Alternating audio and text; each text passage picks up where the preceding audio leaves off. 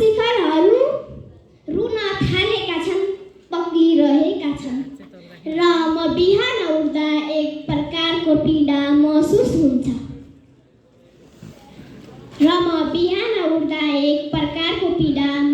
हुन्छ भोलिका बालबालिकालाई हामी के भन्ने? किटी सेता र अल्का शिखरहरूलाई जसलाई हामीले पूजा गर्ने गरेका थियौँ, अब ती एक शोकमय आकाश मुनि खाली हड्डी जस्ता मात्र देखिन्छन्। के हाम्रा लागि यस्तै भविष्य देख्न चाहनुहुन्छ? होइन, अब हामी उठौँ, जुटौँ र जिम्मेवारी लिऊँ। फेरि ती हिमाल सेता बनाऊ, आकाश फेरि स्वच्छ सास फेर्ने बनाऊ। हाम्रा बालबालिकालाई उज्यालिएको भविष्य उपहार दिउँ। यही हो हिमाली आवाज, यही हो जनमञ्च अर्थात् पिपल फुड। धन्यवाद सञ्चालकज्यू। आदरणीय यस जनमञ्च उद्घाटन समारोहका सभाध्यक्षज्यू, प्रमुख अतिथिज्यू, सम्पूर्ण अतिथिज्यू लगायत सहभागी महानुभावमा कर्णाली प्रदेश बाल सञ्जालको उपाध्यक्ष तथा कर्णालीकी छोरी म अनुराधा चौलागाईको तर्फबाट हार्दिक नमस्कार। यहाँहरूमाझ यही वैशाख 9 र 10 गते अर्थात् अप्रिल 22 र 23, 2025मा कर्णालीको जुम्लामा सम्पन्न हिमाली संवादमा कर्णालीका बालबालिका, युवा, महिला तथा सीमानुकृत समुदायका व्यक्तिहरूले जलवायु परिवर्तनका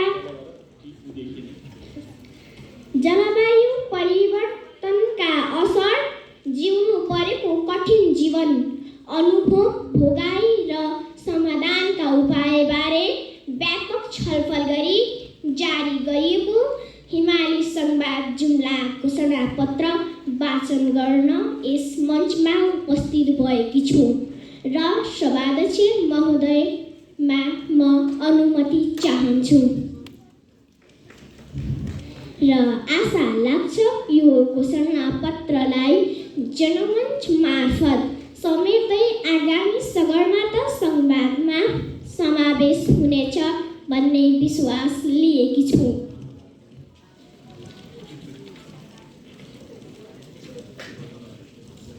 हिमाली संवाद घोषणापत्र प्रमुख मागहरू हाम्रा।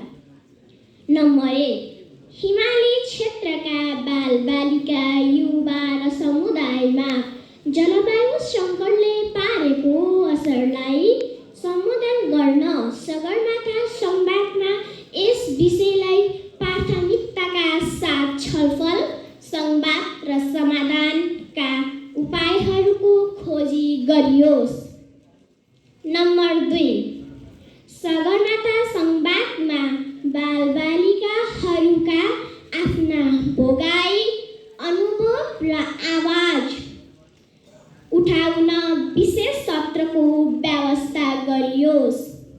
नम्बर 3, बालबालिका, किशोर किशोरी, युवा र प्रभावित समुदायलाई जलवायु सम्बन्धी नीति अनुकूलन आयोजना, कार्यक्रम निर्माण र कार्यान्वयनमा अनिवार्य तथा अर्थपूर्ण सहभागिता सुनिश्चितता गरियोस्। नम्बर 4, जलवायु सम्बन्धी शिक्षा र सचेतनालाई सबै समुदायमा सञ्चालन गरियोस्।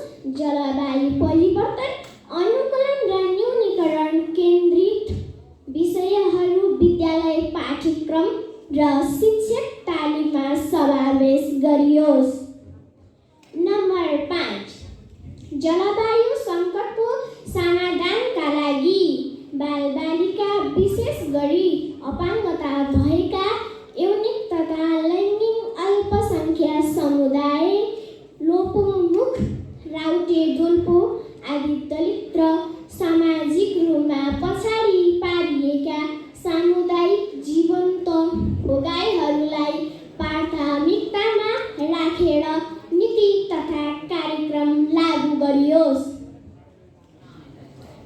पर्छ। हिमाल बचाउन नेपालको प्रयासले मात्र पर्याप्त हुँदैन। यसका छिमेकी मुलुकदेखि समग्र विश्व समुदायको उत्तिकै चासो र सहयोग हुन आवश्यक छ। मानव अस्तित्वलाई चुनौती दिइरहेको जलवायु परिवर्तनको सङ्कट समाधानका लागि सबैको सहकार्य बढाउनका लागि विभिन्न समुदाय, स्थानीय, प्रदेश, सङ्घीय र राष्ट्रिय तहमा साझेदारी बढाउन पहल गरियोस्। नम्बर 7, नेपाल जस्तो पर्वतीय र जलवायु सङ्कटग्रस्त देशको लागि जलवायु सङ्कटसँग जुझ्न राष्ट्रिय अनुकूलन आयोजना र राष्ट्रिय स्तरका निर्धारित योगदान कार्यान्वयनका लागि तोकिएको जलवायु वृत्तको सुनिश्चितता गर्ने विश्व समुदायलाई सगरमाथा संवाद मार्फत अपिल गरियोस्। उक्त जलवायु वृत्त सहयोग हिमाली समुदाय र बालबालिकासम्म पुग्ने सुनिश्चितता गर्न पारदर्शी संयन्त्र निर्माण गर्न पहल गरियोस्।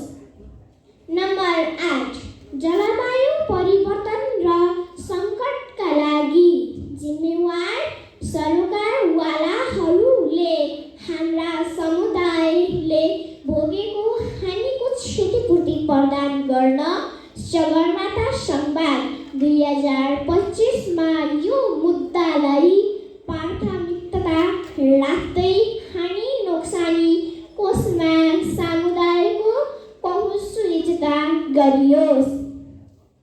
नम्बर 9, जलवायु परिवर्तनले तल्लो तटीय क्षेत्रमा गम्भीर असर पारेकोले उक्त क्षेत्रका समुदाय र बासिन्दामा पर्न गएको नकारात्मक असर सम्बोधन गर्न पहल गरियोस्।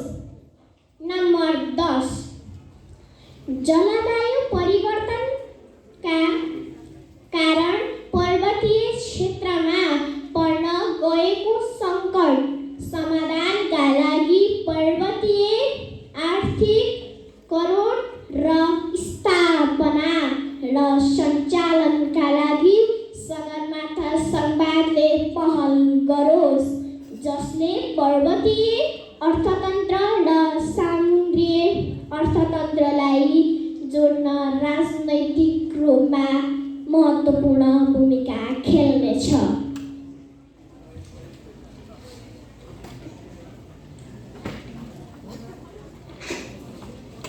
नम्बर 11, कर्णाली लगायत हिमाली क्षेत्रमा हुने परम्परागत रैथाने बालीको संरक्षण गर्न प्राङ्गारिक मलको प्रयोग बढाउँदै उत्पादन वृद्धि र उचित बजारीकरण गर्दै हिमाली क्षेत्रका सामुदायिक वन, प्राकृतिक सम्पदा, ताल तलैया, खोला नाला, मूल मुहान, धारा, कुवा र पोखरीको संरक्षणका लागि विशेष कार्यक्रम सञ्चालन गर्न पहल गरियोस्। नम्बर 12, हिमाली क्षेत्र सञ्चालित जलवायु परिवर्तनको असरलाई सम्बोधन गर्दै एकीकृत विस्तृत विकास र अनुकूलनका असर अभ्यासहरू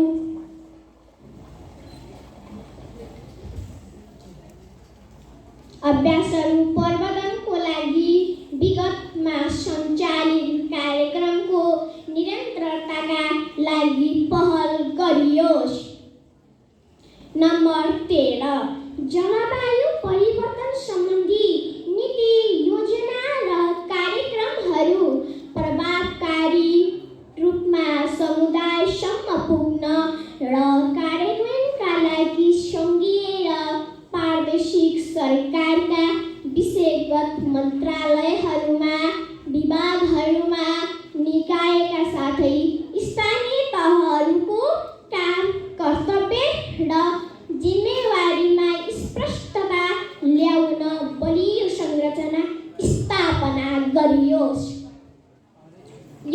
घोषणापत्र सबै तहका सरकार जनमञ्च हुँदै सगरमाथा संवाद सचिवालय र विश्व समुदायलाई हस्तान्तरण गर्दै ध्यानाकृष्ट गर्न चाहन्छौँ। हाम्रो आवाज सुन्नुहोस्। हामीले दिएका समाधानका उपायहरूको कार्यान्वयन गर्नका लागि नीति तथा कार्यक्रम तर्जुमा एवं कार्यान्वयन गरी हिमाली बासिन्दाहरूको भविष्य रक्षा गर्नुहोस्। हिमालहरू सङ्कटमा छन्। हामी बालबालिका, युवा र हिमाली समुदाय यही सन्देश बोकेर आएका छौँ। धन्यवाद। जय बालबालिका, जय देश।